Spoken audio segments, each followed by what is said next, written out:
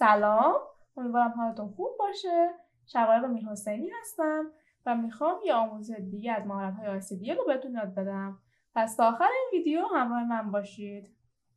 خب اگر عضو کانال من بودید، کانال رو سابسکرایب کردید و در جریان آموزش‌های من هستید، من آزمون‌های ICDL اکسل رو تا الان آموزش دادم و تصمیم گرفتم طبق پیشنهادات خود شما و نظر خودم که بیام مهارت‌های دیگه ICDL رو به جای که بهتون آموزش کلی بدم مثل دوره‌های اکسل و اکسس که دارم الان آموزش میدم، مهارت‌های ورد، نکات ورد، آموزش‌های ورد و پاورپوینت رو با سوالات ICDL بهتون آموزش بدم که هم نحوه حل مهارت‌های ICDL رو داشته باشید که به چه صورت هست و هم نکاتی که از ورد یا پاورپوینت یا هر آموزش ICDL دیگه که بهتون توضیح میدم رو میتونید نکات آموزشیش هم در همین حین ببینید. فکر می‌کنم که حالا این تصمیم رو گرفتم و فکر می‌کنم که آموزش‌های خوبی رو میتونید در قالب آزمون‌های ICDL با هم دیگه داشته باشیم.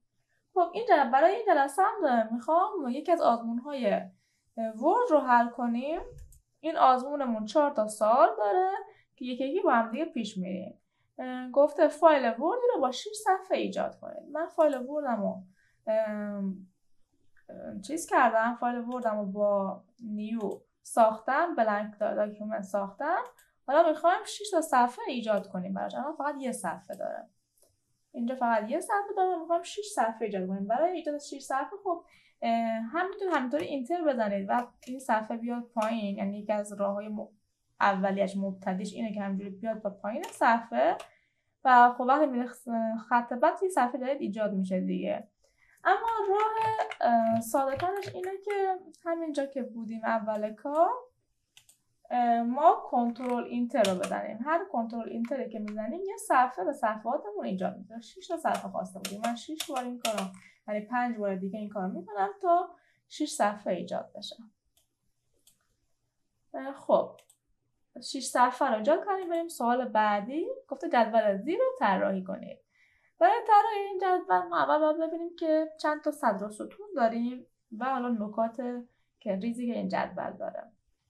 سطرهامون، ردیفامون 1 2 3 4 5 6 7 این هم هست 7.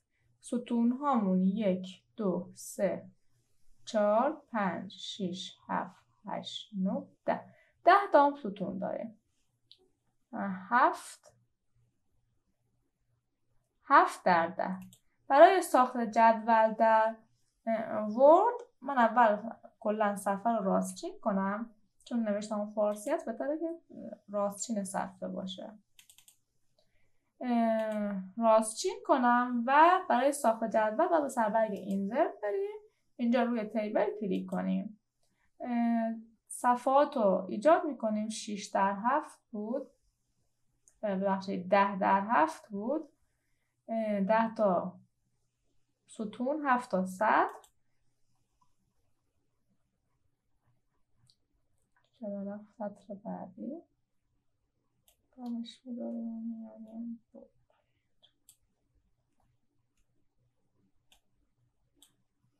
خب حالا باید بیایم و یکی یکی کاری که اینجا انجام شده رو انجام بدیم. 8 تا سطر داشته. اینم یه سطر دیگه هم اینجا هست. یعنی 1 2 3 4 5 6 7 8 تا سطر داشته. ولی من 7 تا سطر ایجاد کردم. میتونیم حالا همین الان یه سطر دیگه ایجاد کنیم، میتونم آخر کار ایجاد کنیم، ولی خب من میخوام الان ایجاد کنم. لی‌اوت اینجا حالا فرق نمیکنه دیگه، بالا پایین هم چیزی نساختیم. برای اضافه کردن از سطر ها میمونه این زیر من یه سطر ایجاد میکنم و الان تعداد سطرهامون به 8 تا تبدیل میشه. برای از همینجا شروع میکنیم نمره امتحان. از در واقع 1 2 3 تا ستون با هم دیگه یکی شده و در اینجا هم 2 تا سطر با هم دیگه یکی شده. یعنی باید اینا رو با هم مرج کنیم. 3 تا ستون و 2 تا سطر رو با هم دیگه مرج میکنیم. مرج سل هم اینجا داریم. اینجا هم میتونستیم انتخاب کنیم مرج سل رو. فرق نمیکنه دیگه. از یک قسمت این سطح ها رو با هم دیگه مرج میکنیم و من یکم اینو زوم کنم بهتر دیده بشه براتون. متنی که نوشته بود اینجا نمرات امتحانه، حالا چند نقطه که اسم امتحان رو می‌نویسیم. نمرات می‌نویسم امتحان نقطه هم وارد میکنیم.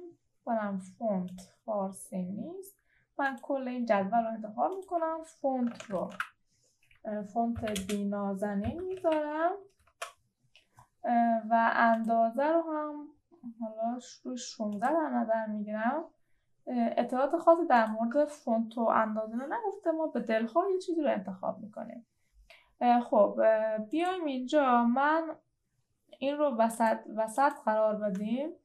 اینجا وسط بود تقریبا و بولد هم هست. بولد رو از همینجا میتونیم انجام بدیم. بولدش میکنیم. اینجا برای این دوتا هم باید هم ادامه همینها رو همه با هم دیگه مرج کنیم. حالا من این خط رو این ورتر میارم برای توی چیزی که ساختیم. پس بقیه رو هم برای این دوتا مرج میکنیم. من فعلا مرج سل رو میزنم. حالا برای اینکه این خط وسطشون باشه، این خطی که اینجا هست باشه، برای اینجا روی اسپلیت سل کلیک میکنیم. اسپلیت سل رو که کلیک میکنیم میگه خب تعداد ستون ها و تعداد سطر ها که ما 2 تا سطر میخوایم، یه دونه ستون، پس اینو 1 میذاریم، 2 تا سطر میخوایم. روی اوکی کلیک کنیم، این خط وسط برای ما ایجاد میشه. و چه نوشته هایی داشت؟ تاریخ،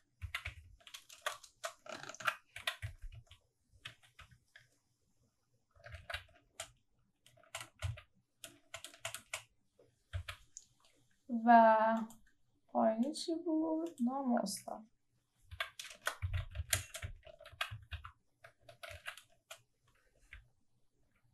خب اینا رو هم بولد در نظر میگیریم. خب باید یکم این رو جابجا کنیم که اینطوری الان نمیشه. من در ادامه میگم که چی کار کنیم. این بیاد دیگه این سمت. بیایم برای ادامهش پیش بریم. فعلا ردیف، شماره دانشجوی، نام دانشجو و نمرات رو می نویسم. ردیف شماره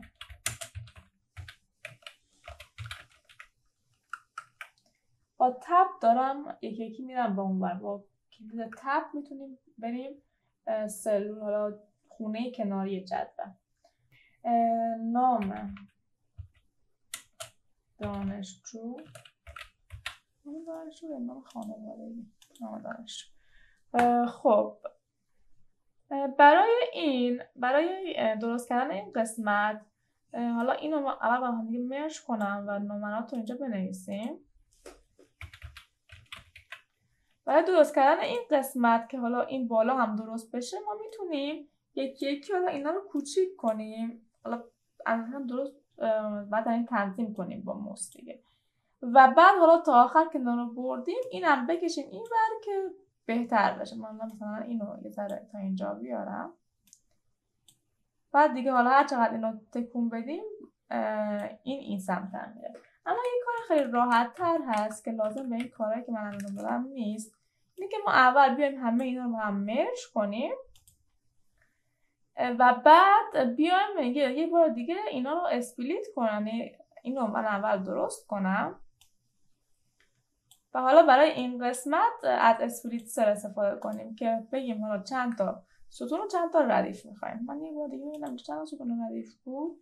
1 2 3 4 5 6 7 تا 1 2 3 4 5 در 7 یعنی 7 تا ستون بود، 5 تا هم ردیف. خب اینطوری خیلی کار ما راحت تر شد دیگه. لازم نبود که حالا یکی یکی اینا رو تنظیم کنیم. اینها رو هم وسط چین بودن. وسط اینجا رو دارید میبینید دیگه. اگر حالا چپ چین و راست چین و وسط چین و این که در ارتفاع یعنی طول این خونه هم کجا باشه میتونیم از این استفاده کنیم. بالا باشه این میشه، وسط این و پایین هم به این صورت. در همه زوایا وسط باشه، چه از نظر عرض چه از نظر طول. انداز اینو هم بولدن، این ردیف هم بولده.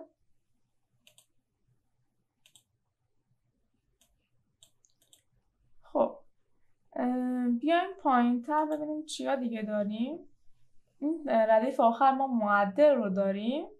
اینجا من معدل رو می‌نویسم زیر نام دانشجو. معدل هم بولد و این سمته، پس بعد ما معدل رو اینجا قرار بدیم. حالا این دوتا سلول قبل معدل در این قسمت وجود نداره، اینجا این نیست دیگه، یعنی در واقع تا اینجا نام دانشجو و اطلاعات دانشجو نوشته شده. این قسمت دیگه چیزی نیست. این دوتا خونه رو ما باید پاک کنیم. خب پس من پاک کن رو برمیدارم، این قسمت هایی که مربوط به این هستن رو پاک میکنه. خب پس این تا اینجا هم همه کارها رو انجام دادیم. تنها چیزی که مونده فقط همین بوردر دور هست. بوردر، برای بوردر ما تیبل دیزاین رو انتخاب میکنیم. اینجا باید استایل بوردر رو انتخاب کنیم. این بوردر چه شکل بود؟ از این 3 تا خط بود. 3 تا خط به این صورت. این خب این بوردره. حالا برای بوردر ما میتونستیم کل این جدول رو انتخاب کنیم قبل از اینکه پاک میکردیم در واقع اینجا رو، و این 3 تا بوردر رو انتخاب چیز کنیم و یعنی این استایل رو انتخاب کنیم و اینجا آل بوردر رو اوتساید بوردر رو انتخاب کنیم. این میشه، ولی خب دوباره باید اینجا رو پاک کنم دیگه، این قسمتی که در اینجا پاک کردیم. میتونیم من حالا به جای این کار بیایم و از بوردر پینتر استفاده کنیم. بوردر پینتر رو که بزنیم در این جاها میاد و برای ما بوردر رو رسم میکنه. حالا به هر صورت که راحت ترید بیایید و این بوردر رو رسم کنید. اندازه بوردر رو هم میتونیم تنظیم کنیم. برای من کشیدم ولی هم میتونیم بوردر رو برای اینکه کم کوچکتر بزنیم ببینید به چه صورت میشه. اندازه رو میتونید تنظیم کنید.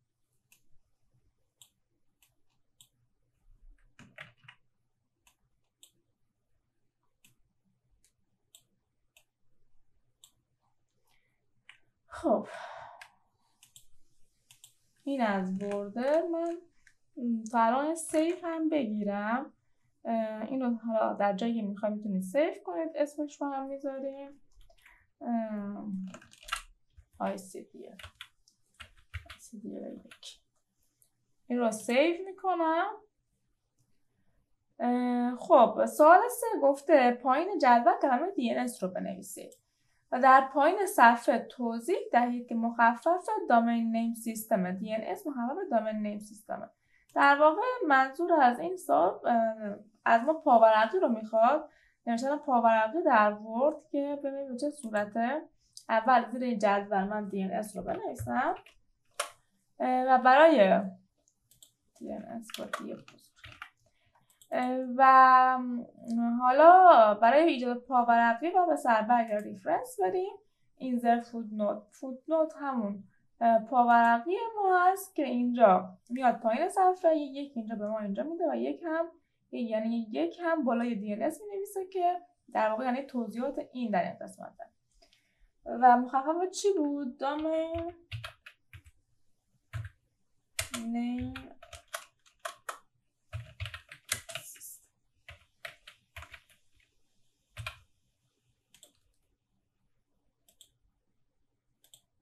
میتونیم همه حروف بزرگ اینو حروف بزرگ اولش بکنیم، همون چیزی که گفتم آپرکیس. آپرکیس فقط برای اول ورد، اول هر کلمه از این گزینه میتونیم استفاده کنیم. خب بریم سوال بعدیمون. سوال آخرمون گفته صفحات رو به صورت زیر تنظیم کنید. به چه صورت؟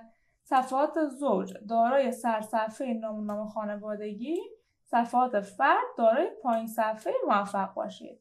منظور از سرصفحه و پایین صفحه همون هدر و فوتر ما هستن که صفحات زوج هدر نام خانوادگی میخوام، صفحات فرد فوتر موفق باشید. بریم ببینیم این به چه صورت هست در اکسل در ورد ما. برای ساخت هدر و فوتر و سرورگ اینزرت بریم.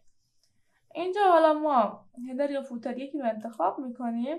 از اول از هدر شروع میکنیم و حالا یکی از شکل ها رو میتونیم یکی از استایل هایی که از هدر هست رو میتونیم انتخاب کنیم، یا اینکه حالا ادیت هدر رو بزنیم. من ادیت هدر رو میزنم که اینجا میخواد برای ما یه چیزی ایجاد بشه که ما هدرمون رو بنویسیم، یا اصلا میتونستیم کلا در همین صفحه هوم که هستیم از سرورگ هوم اینجا یه دابل کلیک کنیم. این برای ما برای ادیت هدر و همچنین فوتر برای ما میاد. اصلا حالا من مثل سرورگ اینزرت بریم دابل کلیک این بالا که خطچین شده رو دابل کلیک کنید برای ما درست میشه. چون نوشتم فارسی من فارسی میکنم، راستچی میکنم و فونت رو هم برامتر تغییر میدم. برای صفحات زوج نام خانوادگی بود. زوج نام خانوادگی بود. پس این صفحه فرد هست، اینو میذاریم موفق باشیم. و برای صفحه زوج می‌نویسیم نام و نام خانوادگی. خب حالا چیکار کنیم که برای همه اینو اینتر کنم برای همه صفحات این ایجاد میشه؟ چیکار کنیم که متفاوت باشه؟ چی میزنیم؟ این گزینه توی قسمتی که برای هدر فوتر ایجاد شده، سرورگ هدر فوتر، گزینه different odd or even میگه صفحات زوج و فرد متفاوتن. اینو فعال میکنیم. اینو من صفحه زوجم فردم نوشتم اینو.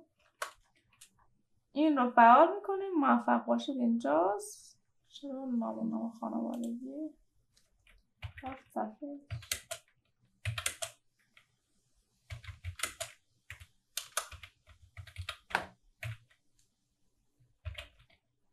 راستچینش کنیم. تنظیمات متن هم اندازه‌ام کوچیک باشه بهتره.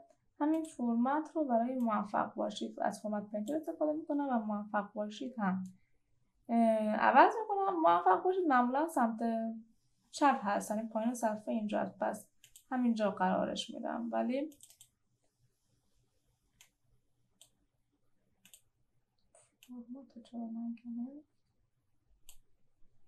فرمت رو گرفت و حالا همون این سمت قرار میده. و حالا کافی یه جای اینجا کلیک کنیم دیگه. صفحه فرد نام خانوادگی نداره ولی موفق باشید داره. صفحه زوج نام خانوادگی، دوباره صفحه فرد موفق باشید، صفحه 4 نام خانوادگی. همین ترتیب تا به آخر ما اینا رو داریم. خب کلش رو انجام دادیم. سوالامون تموم شد و آموزش جلسه‌مون هم تموم شد. امیدوارم که این آموزش براتون مفید بوده باشه.